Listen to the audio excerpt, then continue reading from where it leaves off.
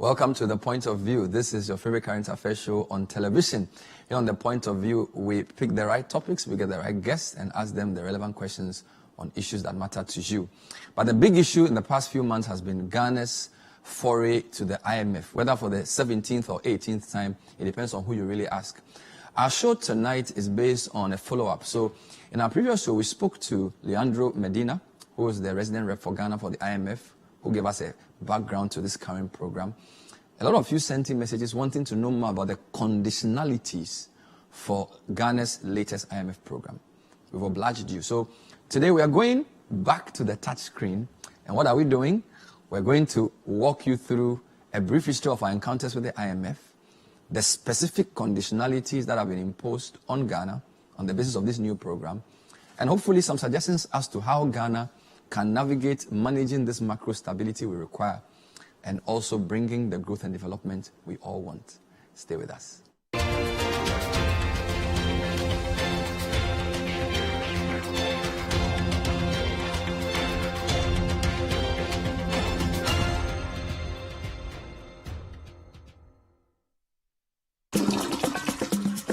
Many people think I get whatever I want because I'm a popular actress. But no, that is not true.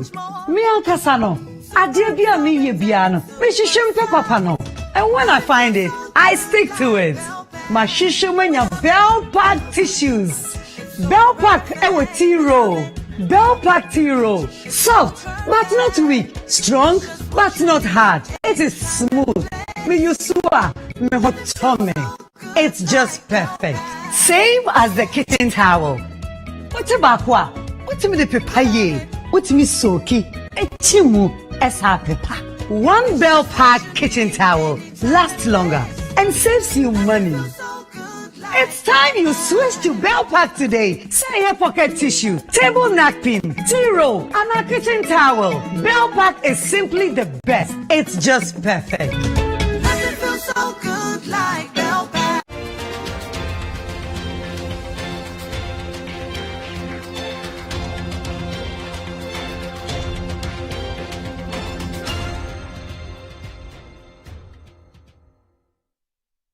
Welcome back. So tonight, the point of view is delving deeper into Ghana's relationship with the IMF. We'll start by taking on a short journey of our engagements with the fund in relation to other African countries. So we've been talking about the 17th time, the 18th time. Our partners at Finest Skills have put together a very nice, fun video. And we call the video The Race to the IMF. Now, guess which country has been in the lead and been to the IMF the most times? Even though we're very strong with the IMF, there are some countries that are much more adept at visiting the IMF than Ghana. Now check this out. So you have, based on the facilities received from the fund, there you go. South Africa in the early 60s was in the lead. Liberia took an unassailable in the late 60s.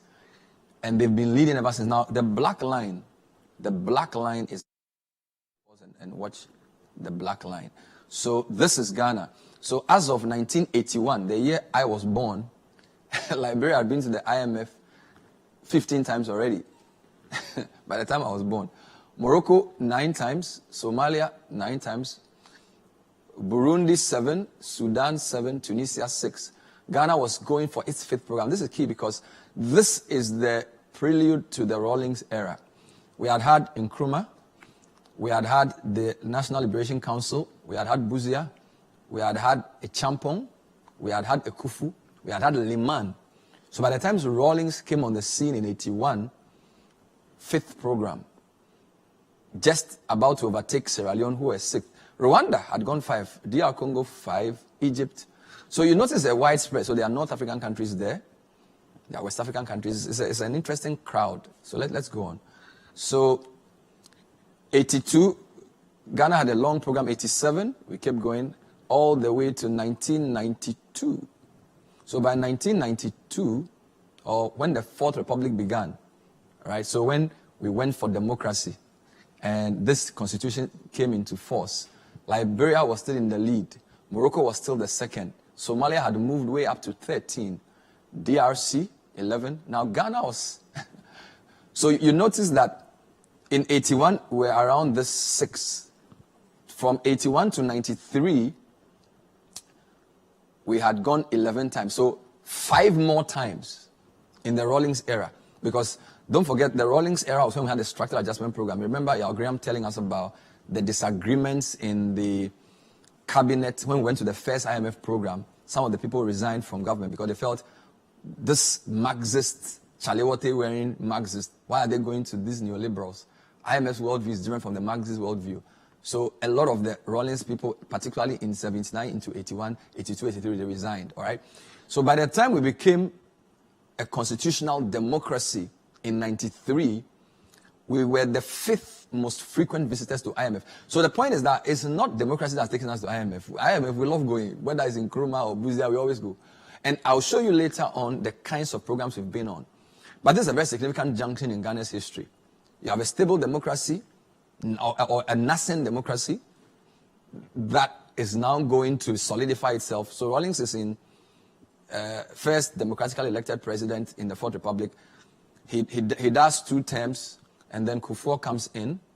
So by the time Kufuor comes, I wanted to go back, but so this is Kufuor's first term over, 14 from 11. So 3 programs between 1993 and 2004. So this is the 3rd highest visitor. So this is after Kufuor's first term. We are done HIPIC. So this is almost administration agnostic, right? Whether it's NDC, MPP, whether it's PNDC, somehow we keep going to these guys. Liberia, they've won the race. Morocco, close second. But by 2004, when Kufuor was going for re-election, we were now the 3rd most frequent visitors. Indeed, by 99-2000, we were described as the poster boy for IMF because after all the things we did in the 80s, the structural adjustment program with the accompanying PAMS card and all those things, on the west side, Ghana was a poster child, but a lot of people had suffered. People lost their jobs because their conditionalities sometimes are not favorable to wage earners. So let's wrap this up in this sense. So 2006, 2008, 2009. So 2010, Ghana strikes oil. This is Mills about to leave the scene. 2012, Mahama takes over from Vice. We are still in the top 5. We are still in the top 5. But from 2012, other countries will begin to overtake us. All right? So let's look at this again. So you notice we moved to 16, but we are coming down. 2018, we're coming down. 2019, we're coming down before we move up a bit. So the point is that the visits have not been as frequent have not been as frequent since 2012. But you can say, on average, every 6 years we would go. So we went in 2003, we went in 2009, we went in 2015, we're back there in 2023. So this is a short history. So as we stand, we are now. This number is 18 because we've added the COVID visit in 2020. Because it would have been 17 times, but the COVID was almost everybody went for relief in COVID. It's a different program. So as we speak, Liberia is in a comfortable lead. They've been to the IMF how many times? 24. Kenya, one of the most successful countries in Africa in terms of some of its reform. Number 2, Mali. Number 3, Ghana, Guinea, Mali. Madagascar, number 4. Morocco have come down to number 5. And this is not a virtuous race. So the higher you are is not the better you are. So don't think that, oh, Ghana is doing what we are. No. Morocco, Mauritania, Senegal, Sierra Leone, Ghana. So let's look at the West African countries. Mali is number 1, Senegal number 2, Sierra Leone, and Ghana. Right? And then Central African Republic, Cote d'Ivoire, DRC, Malawi. We will not talk too much about the other countries, but what we can say is that Ghana is a fairly frequent visitor to the IMF, and our visits are administrative agnostic. Now let's get closer to the 18 times we've been there. We joined the IMF in 1957. We got independence 6th March. So 6 months, of course, this is not really every country, most countries are in the IMF. We are 32 million as of now.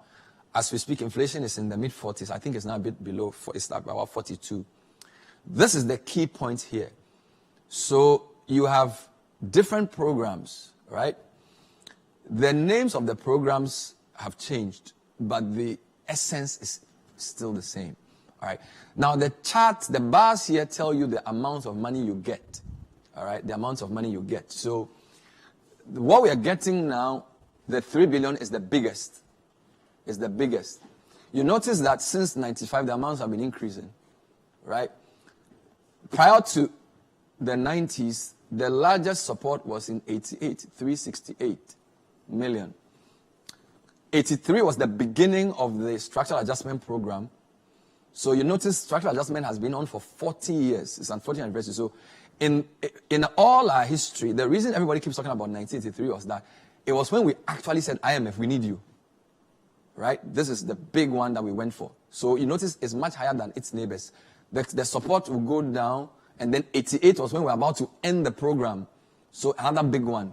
And then we begin a different relationship all the way through to this one. So this is another big one. So if this chart is to be believed, we are going to go down, we're going to get less support, and then one day, if we don't change our ways, we're going to go back up. All right? And this is our debt to GDP. Now, the reason we've gone for IMF this last round, this particular round, is because our debt became unsustainable. The reason is that the type of debt we take, the commercial component, is getting more.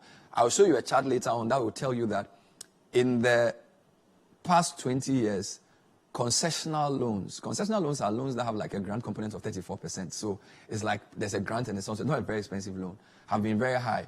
But in the past, since 2007, we've been going to Eurobond market and we've been borrowing very expensive kinds of borrowings. So our debt position is not sustainable. So this is an important number. Debt to GDP projected is 98%. So basically, if you put all the resources we have in the country together, and you say you even sell them, you would use 98% of that to pay your debt. Only 2% will be left for you to eat. So this is terrible.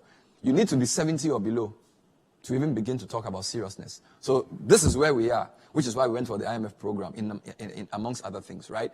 So the projection is that if this money comes in, we are going to use it to free up space and come here. The president earlier on today also spoke about going back to the capital market. So it appears that the government wants to borrow still, and some people are not happy with that.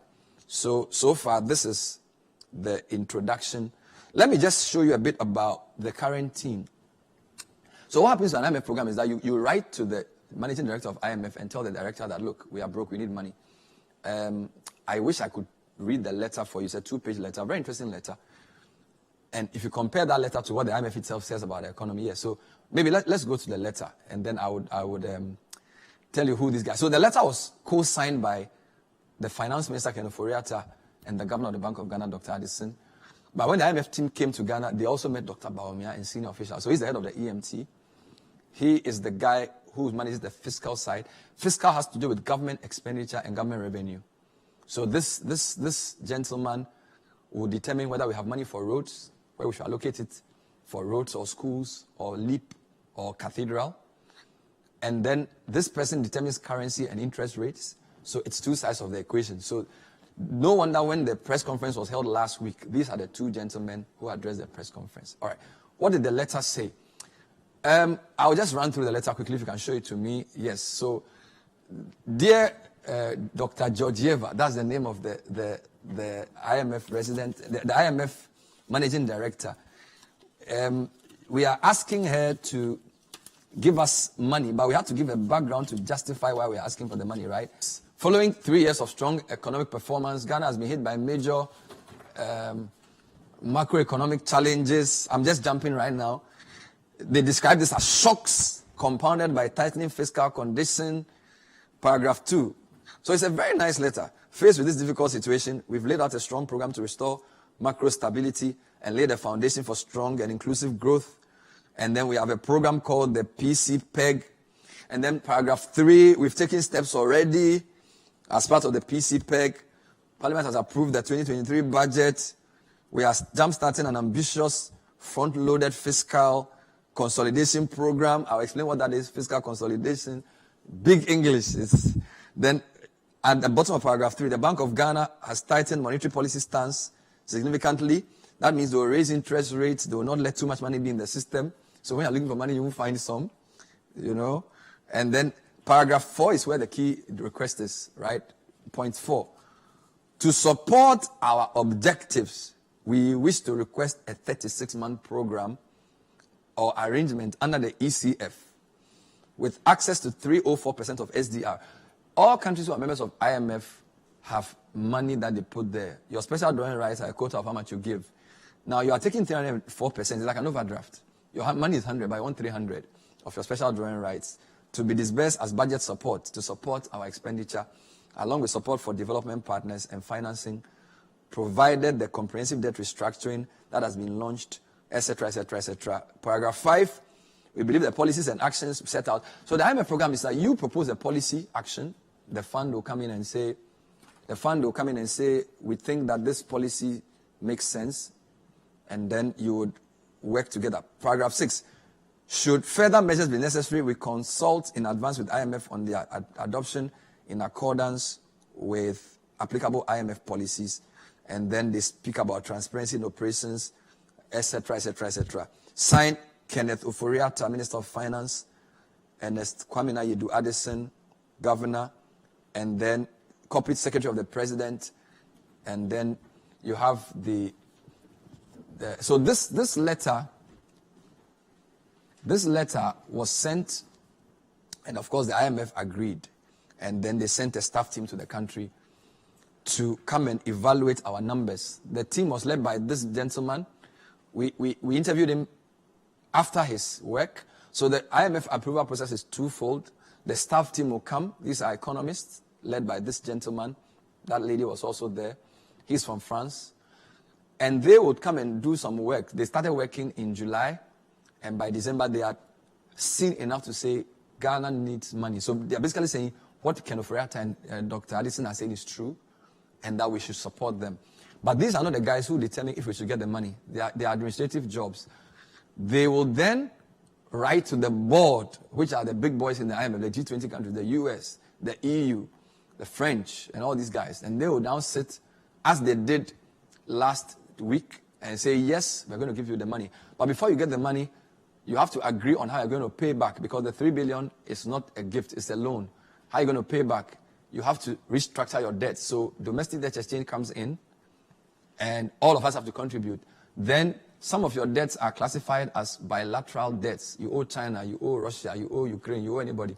There has to be a creditor committee involving the West and the East, because there's geopolitics involved now. The Chinese don't want to be part of the arrangements of the IMF, because the IMF is really Europe and America. So the Chinese have to agree. So the committee headed by the French and the Chinese will say, yes, we think the terms that Ghana will pay back are okay. Then Ghana will now go and meet all its Eurobond creditors. Again, we will show you the Eurobond chart probably at the end if we have time. Our Eurobonds have risen drastically from the first time we went in 2007 to today. And that tells you that our debts are more commercial and hence less sustainable. This gentleman was on the show last week. He's the resident representative. So he will be doing lots of the monitoring, because they will be monitoring progress throughout the process. So this is like a quick background of our IMF relationship. When we come back, I'm going to take you into this. I call it the specific actions we took. It's going to be interesting. There are 3 groups. There's one group called the prior actions. The 5 things we did before they even agreed to give us the money. Then there are the numerical targets, the specific macroeconomic targets we have promised to attain so that they can disburse the money when the next tranche is due. And then there's something they call structural benchmarks. So they will say there are some serious actions you need to take in the course of the program to guarantee that your country will do well. We'll tell you about that and what we think about those, and hopefully end with some suggestions. This is the point of view. We're looking closer at the IMF program and the conditionalities. Stay with us.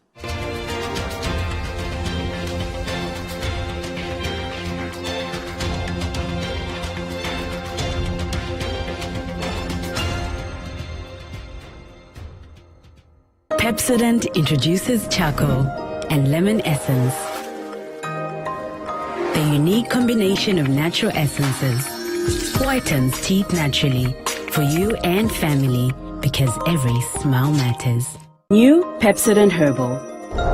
Introducing a unique combination of herbal extracts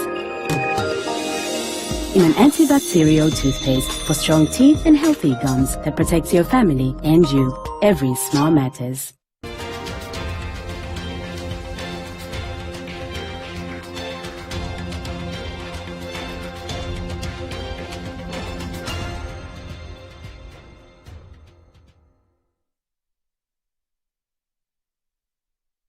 Welcome back to The Point of View. Tonight, we're giving you a closer look at the conditionalities surrounding Ghana's 18th IMF program. 18 because the 17th was the 2020 COVID-induced program, which was a different kind of program. But you can also say the 17th program and you'll not be wrong. Because in terms of the real requests, this is the 17th. Now, let's get closer into the numbers, right? So we are requesting for $3 billion, okay? Now, the money will not be given in one tranche. We're going to get the first 600 million. This came on Friday, right? That's the board's approval of 600 million. Then on November the 1st, we're going to get another 600 million. But there's a cast. Today is 23rd May, or 24th May, right?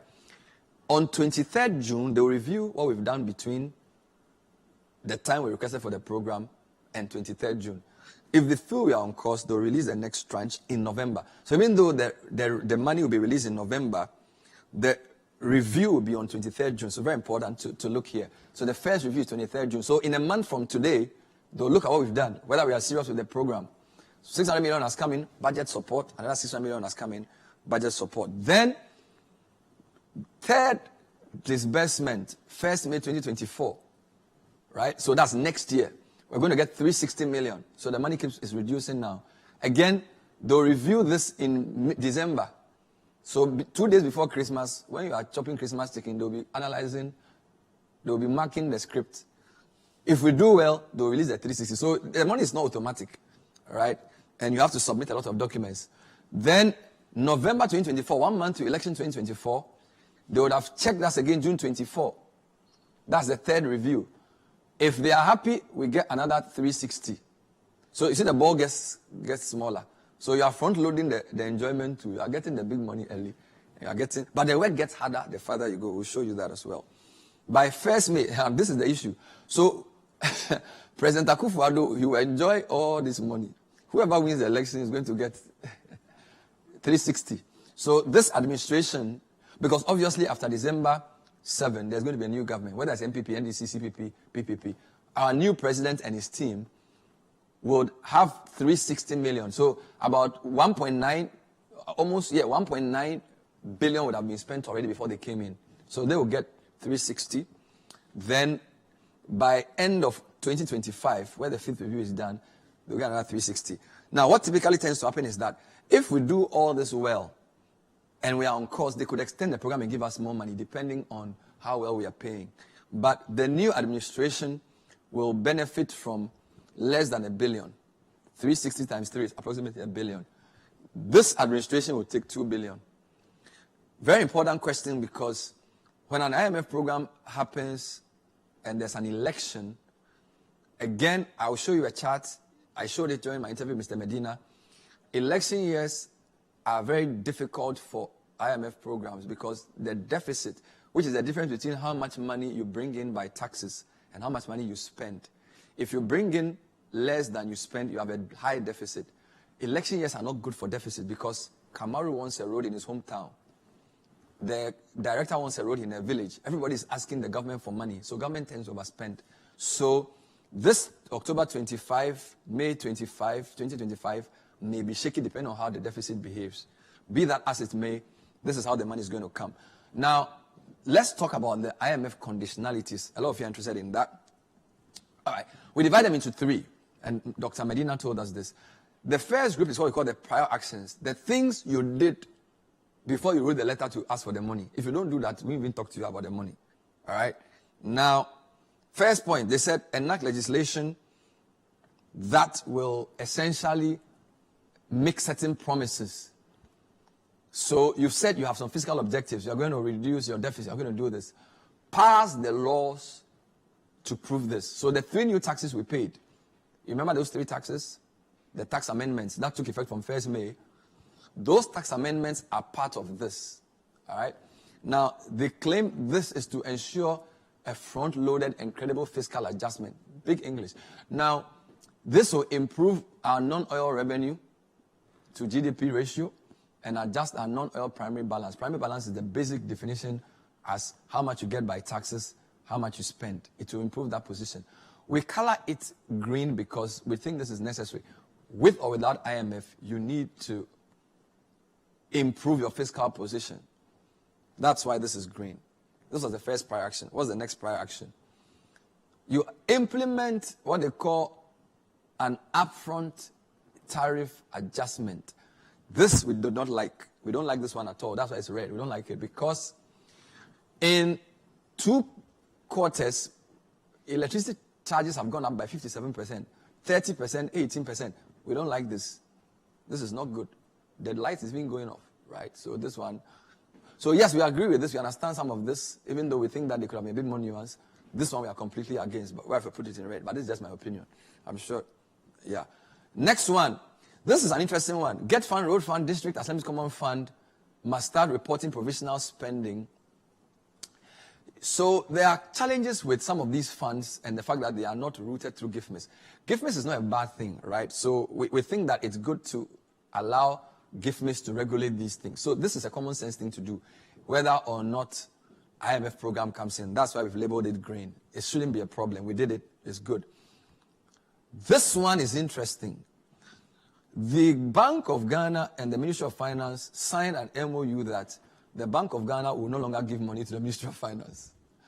Now, as if that's not serious enough, we have undertaken that we're going to change our Bank of Ghana Act to permanently prevent the Bank of Ghana from giving the Ministry of Finance any money. Now, the reason I don't paint this red or green is that it's a very nuanced position. Okay, what is good about this? An irresponsible government can destroy the economy by simply just borrowing from the central bank. So you need some discipline and autonomy of the central bank to say, it's not everything that you request that we'll give you. We'll not lend to you because our reserves have to be kept in a certain way. So on paper, it's good to give the Bank of Ghana independence. But the other question is, what will the money be used for? Because in some countries, in advanced countries, when they are in trouble, their central bank gives money to their finance ministry to spend. So the reason we are worried about this is that you are locking the country in too long, because there will be occasions where, for example, it depends on what you use the money for. So if they want to invest in factories, or they want to grow rice to feed the country, or they want to grow maize so that we'll not grow hungry, and the only resort is central bank financing, it should not be a crime, because all Western countries do it. The Scandinavian countries do it, the Americans do it. So the problem with this is that they don't want African countries to have that independence. So we are concerned about that. A country should be able to have the wisdom to decide when it wants to finance something, when it does not decide to do it. But by signing this MOU and then undertaking to change your BOG law, that even beyond the IMF program, you are not going to have monetary financing, I think you are selling your sovereignty. But we understand that because the way the Bank of Ghana gave money to the government, particularly in COVID time, was concerning, this has become an issue. So we are not going to say red or green. What I'm going to do is I'm going to read a statement somebody I respect in economics gave me. I'm going to bring it and read it. I won't mention his name, but I'm going to get the guys to bring it. I'm going to read it. I'm going to read it. That will summarize my position on the matter, because I identify the person's position. So the person says, the independence of the Bank of Ghana is a myth. It's the persona of the governor that is crucial. All right? The BOG Act, as it exists now, has enough protection for the governor. The problem becomes the caliber of people you appoint as governor. Also, I am against zero BOG financing. This is what this is saying. I am against zero BOG financing being legislated beyond the fund program. High-powered money financing per se is not bad. It is what the money is used for and how the authority could retire it that matters. Elsewhere, Japan and America resorted to this financing mechanism as quantitative easing and used it to revive the manufacturing sector Note, manufacturing sector. Obviously, when you deficit finance your recurrent expenditures, like use the money for salaries or whatever, or consumables, you must expect the attendant inflationary pressures. Quantitative easing can be orchestrated to assist private sector investment, especially re-engineering agri sector productivity with short-term gestation crops like rice and maize. Right? Then he goes on. My study of various industrializations shows unequivocally that no country has developed with foreign aid. Development is essentially a product of people's own efforts. A national economy that is resilient and able to withstand external shocks is driven by domestic dynamics and its own productive enclaves. He goes on and on and on. So this one, we are not sure. All right, you can come for the document now. Let's do the last one in terms of the prior actions. So we put this one in ash. All right. This one as well. This is actually very, very good. This last one, a lot of people asked for this before the IMF program, and the government didn't want to do it. The NDC asked for it. The government didn't want to do it. So we are happy that. So you see, not everything about the IMF program is bad. Auditor General's reports on audit of COVID-19 spending. This was done between March and June. We need to commend the Auditor General for doing this because it gave us a clear position on how the COVID monies were spent. So this is wonderful. All right? This is really good. Now, these prior actions have all been taken. The next issue is what they call structural benchmarks. This is very technical. Okay? So what I'll do with the structural benchmarks is I'm just going to walk you through them, and then we'll talk about our concerns about the benchmarks. But it's important to know what your country has committed to. Big English. Comprehensive stocktake of payables accumulated by MDAs. Payable clearance system. Structural reform to reduce future accumulation of arrears. This is to get clarity on the current situation. They want to know more about how we spend our money. Strengthen financial sector, rebuild financial institutions. We spoke about the banks 2 weeks ago. They are in a very difficult situation. You want to put a strategy in place to strengthen the whole financial sector, including the banks. This is good, but you do it with the fund staff. So you are doing it to some headmaster or some class prefect from somewhere else. Publish energy sector recovery plan after cabinet approval. Again, this includes some things. This is if you remove subsidies. We don't agree with removing subsidies. Reduction in transmissible of distribution losses. A lot of this is power sector issues. Our SOEs, a lot of them are a drain on the government. A lot of them. COCOBOD is in a difficult situation. The program admits this. Some of our flagship programs like Free SHS, financially not sustainable. The program identifies this. So they're saying, change some of these programs so that you can have flexibility to use money for things that matter. It shouldn't be such a bad thing. 4, publish a strategy to streamline statutory funds. Some of these statutory funds have become too rigid. You can't, if you need money to do something, because the statutory fund is basically saying, spend it on only this, it's too rigid. The economics of the time are complicated. So they want you to change some of your fund regulations. Medium-term revenue strategy. This makes sense. No problem there. Approve plans of all banks negotiated during the previous quarter to rebuild capital buffers. The banks must be stronger. We showed you this 2 weeks ago in our banking editorial. A lot of the banks had their money impaired.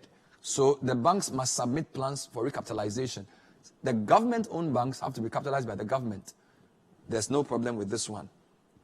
And then, of course, the social programs like LEAP, they want some more structure around these programs. Again, not such a bad issue.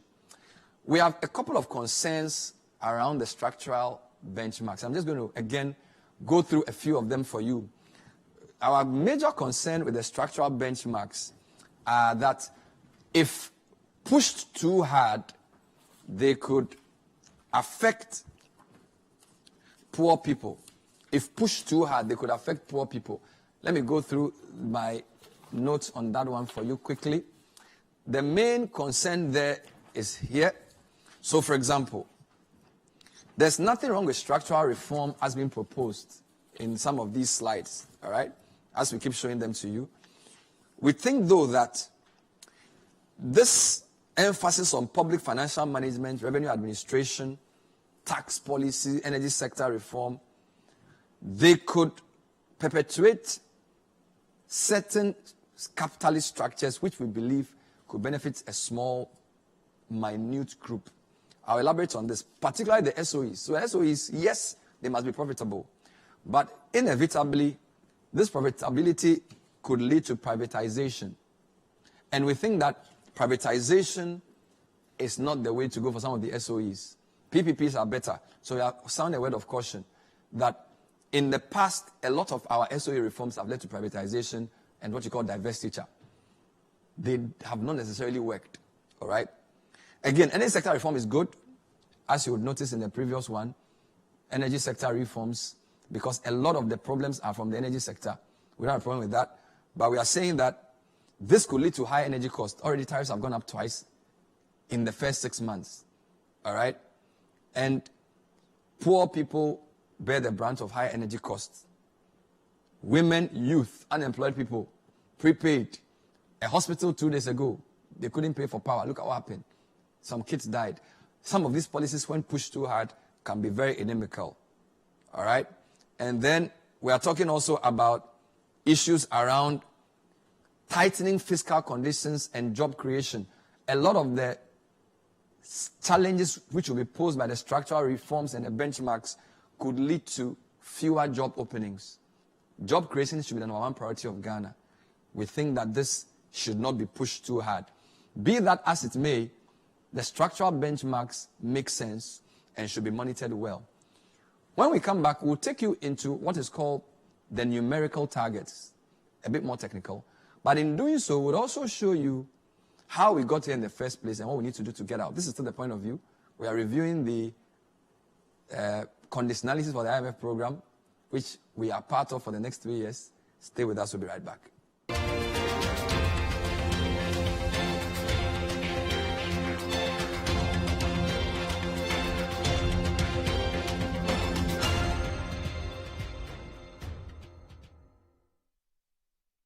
Finally, anyone can become a house owner. Oh, wow. Yeah. You Go Flip, a real estate gaming platform that allows you to play and stand a chance of winning a house or cash or consolidated prizes, such as savings towards a house. Simple and easy to play. Visit www.yougoflip.com. Buy a ticket to enter the game. Wait for the end of the game to enjoy the win. Anyone can win. Flip it or own it. You Go Flip. This advertisement has been vetted and approved by the Gaming Commission of Ghana. Play responsibly, not for persons below 18 years, and gaming can be addictive.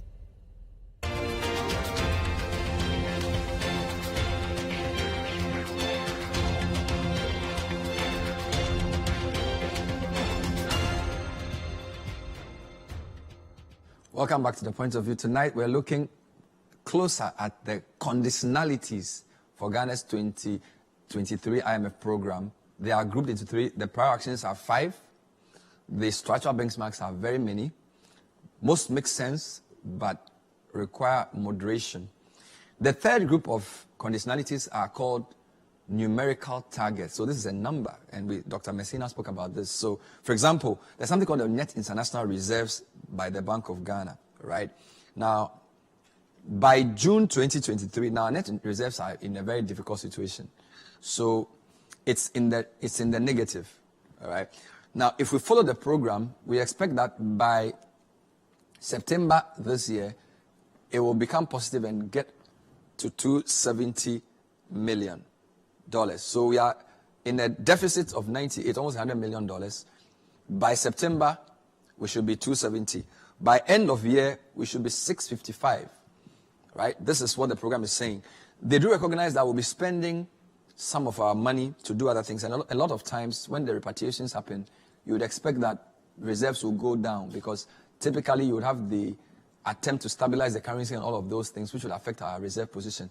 Be that as it may, the plan is that in a year's time, you should have a positive net international reserves from here all the way up here.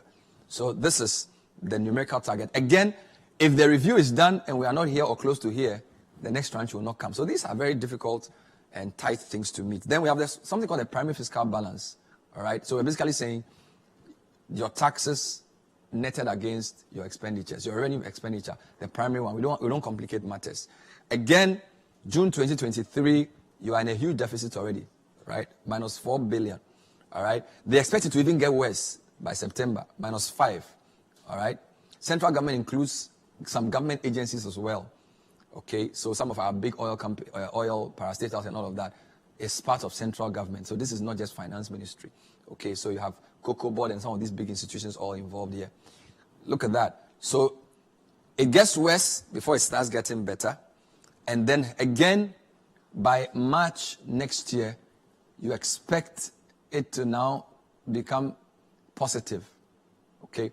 So what they're saying is that this period has been front-loaded. When you talk about front-loading a program, we bring some of the difficult decisions early so we can all enjoy later. That's what they call front-loading. So they are front-loading the fiscal reform. So a lot of cuts will be made so that things will look better by first quarter of next year.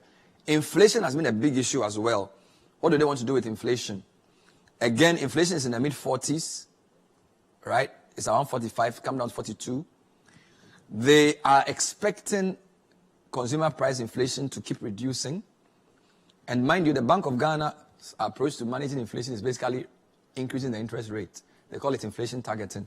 Many people have a problem with that because when you increase the interest rate, you crowd out credit to the private sector, especially if inflation is not caused by excess money chasing fewer goods. If they are cost drivers, or if it's imported inflation, or if it's inflation from exchange rate issues, you rather need a supply side solution.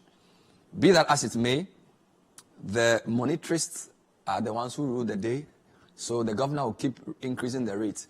And they are hoping that by March, again, inflation will be close to 25%. So these are some of the key criteria that have been set. So this makes sense. So the argument is that it's not that these things are bad. Our main argument here is that, look, these things you do are palliatives, right? So you're papering over the cracks. The big problem is that your debt is growing and you're not getting out of what is getting you into that big debt in the first place. Now, I want to show you a couple of things about the trajectory of our debt to make the point. The component of our debt that is, yes, this is very important. This is very important. Now, look at it. From the year 2000, 80% of our debt was external, and then, of course, 20% was domestic. Now, look at the change. By 2006, domestic was more, 59, 41. All right, so now it's roughly 50-50. All right, so what we are saying is that this situation is problematic for two reasons.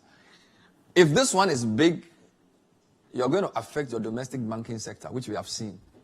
All right, but even though it's a problem, it's not so much a problem because it doesn't affect your foreign currency that much.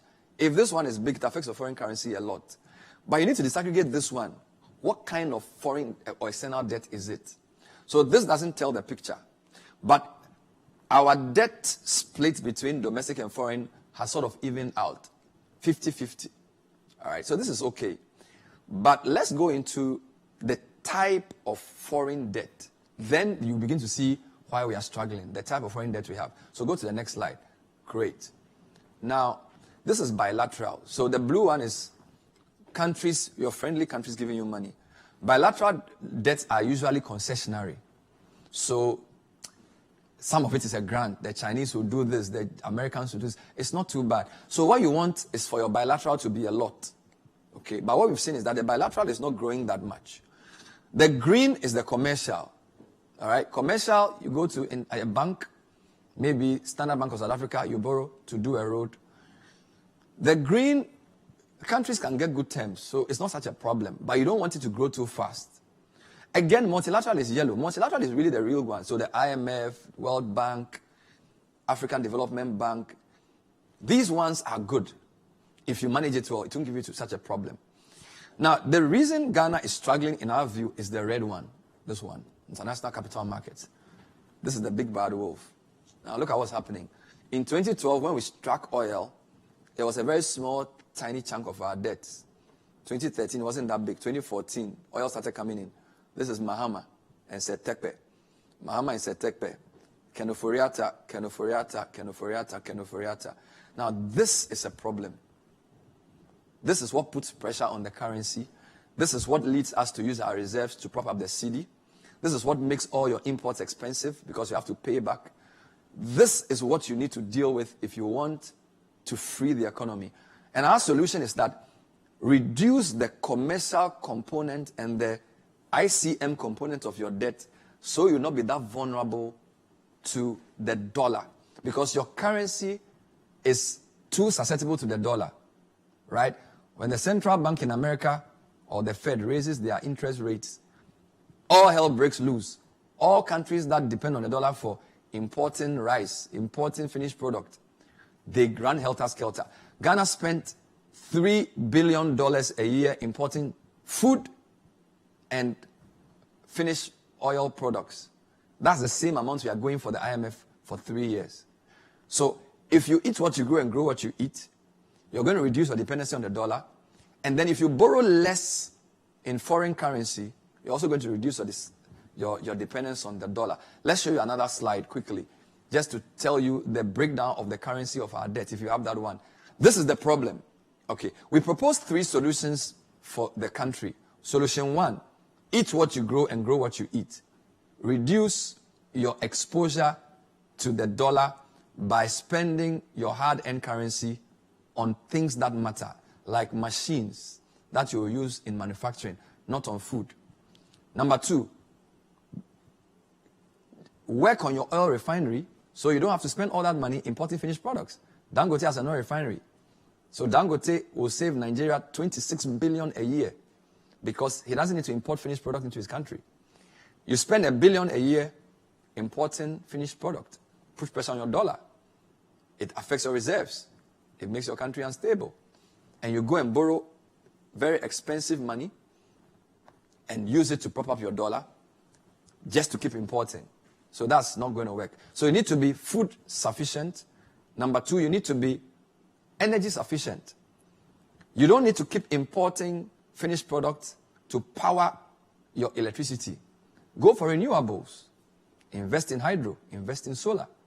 Invest in things that you have the natural resource base to support without having to use hard-earned dollars to go and import. And then of course, number 3, what do? Value addition to your manufacturing. Because you import every machine, you import every cloth, and you only export raw things. You don't add much value. So you are always running short of currency. I think our exposure to the dollar is our biggest challenge, which we have to deal with. If we deal with those 3 issues, I don't see how we will be going back to the IMF for the frequent number of times we've gone to the fund. Well, so in a nutshell, Ghana's foray to the International Monetary Fund for the 18th time can only work if beyond the structural benchmarks we've discussed, beyond the numerical criteria we've spoken about, beyond the prior actions we've taken, very far-reaching decisions have to be taken in relation to our spending, our eating, our energy sector, and those other things that really matter to us. We hope we've made some sense to you tonight by showing you what the conditionalities are. In and of themselves, they are not too bad. They must be applied with reason. But until we think carefully about food sovereignty, energy sovereignty, and adding value to our manufacturing, we may finish the program in 2027. We may be back there by 2030 because the history of 17 visits, NDC, MPP, we've gone. If we don't do the hard things that require us not to go back, I bet you will be back there, and we all don't want that. We hope we've made some sense to you tonight on the point of view. Difficult technical subject. Hopefully, watching it has clarified some of your questions and given you a clear sense of what the task ahead is for the government. We'll be with you next time, hopefully for another exciting episode. My name is Ben Adavle. Thanks to Finest Skills Hub for the animations. Beautiful as ever. Bernard Obing and the team, we appreciate you. And to all the team that put this together, we'll have a great time with you next time. Bye-bye.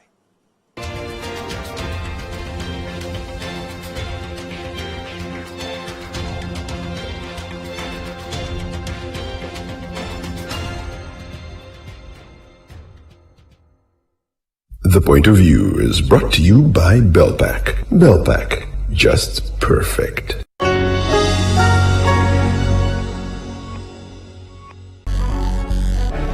On Footprints this weekend, a highlight